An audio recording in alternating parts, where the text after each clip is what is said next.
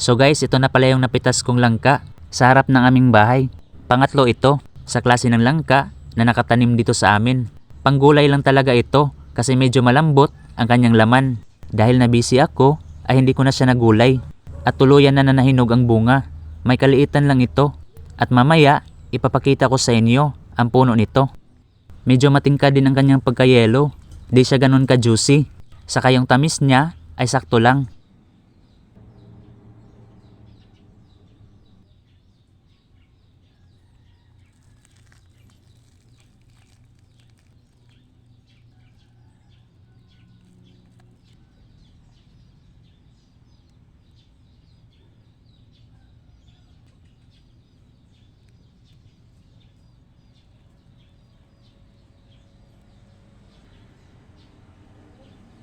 So ito naman ang itsura sa loob ng laman. So bago ko ipapakita sa inyo ang langka namin sa harapan, ay papakita ko muna sa inyo ang update sa iba pa naming langka dito sa gilid ng aming bahay. Ayan, so yan yung aming bahay. Ayan, so dito tayo sa unang puno. Ayan, so ito siya. Ayan. Ito yung kanyang bunga. So dito lang sa baba guys, oh. Ayan, so marami. Yan, so mamaya ibabalik ko yung sako. So ito pala yung hindi masyadong matingkad ang kulay. Pero juicy din ito guys.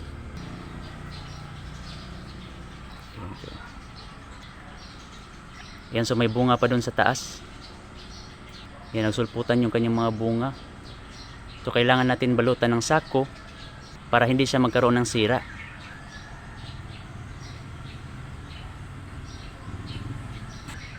Yan, so lipat naman tayo dito sa pangalawang langka namin. So ito yung matingkad ang pagka-yellow at mabenta talaga ito na klase ng langka guys dito sa amin. Ayan, so ito yung malapit sa bintana. So meron dito sa baba na bunga. Ito siya guys. Yan, so ibabalik ko lang mamaya itong mga sako. Yan, so first time ito na magkaroon ng bunga dito sa baba. So meron pa dito.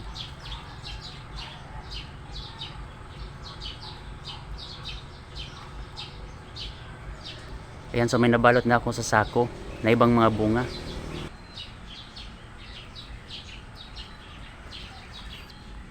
Ayan, so ito naman yung pangatlong puno. So panggulay lang din ito guys.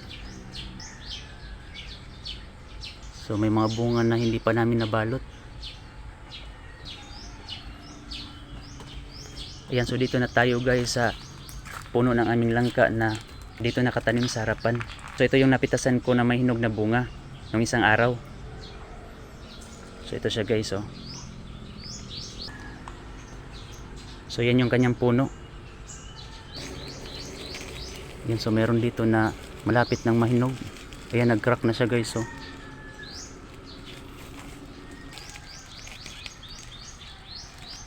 Ayan, so yung ibang mga bunga hindi ko nabalot. Kaya nagkaroon siya ng mga sira guys. So dahil yan sa fruit fly. So, meron pala dito sa likod. Ayan, nagkaroon din ng sira. So makikita ninyo yung pagkakaiba ng mga langka na nakabalot sa sako at hindi. Yung nakabalot sa sako ay wala talagang sira guys.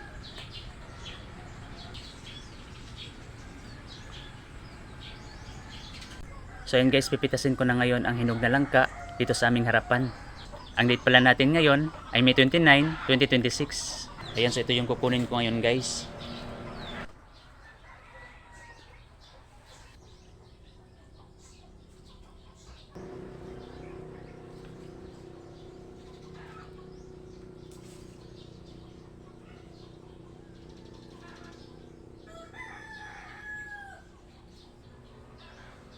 May napitas pala ako ditong 2 piraso na may sira na. Kaya gugulayan na lang namin ito.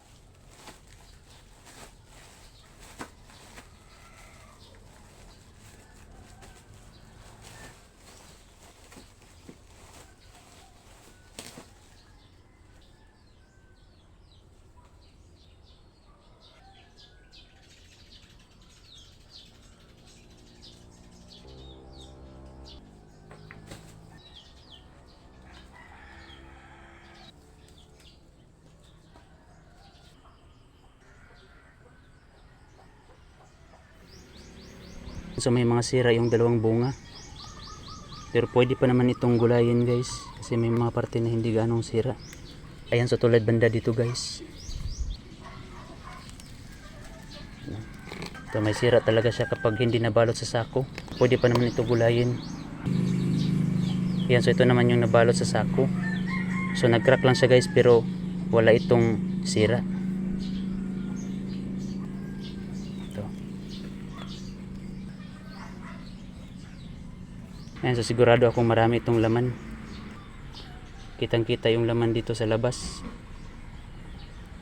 Ayan guys, so ito na yung hinog na bunga. May crack siya.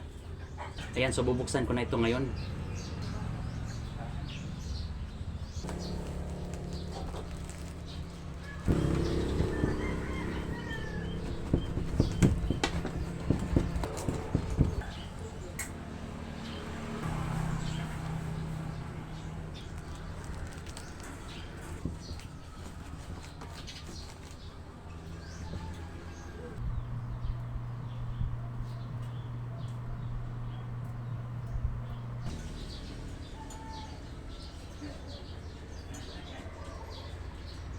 Ayan, so kain tayo guys.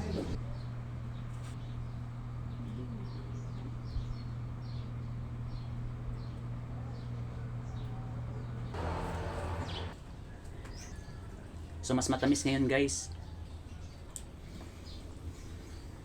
Ayan, so medyo malambot pala yung kanyang laman.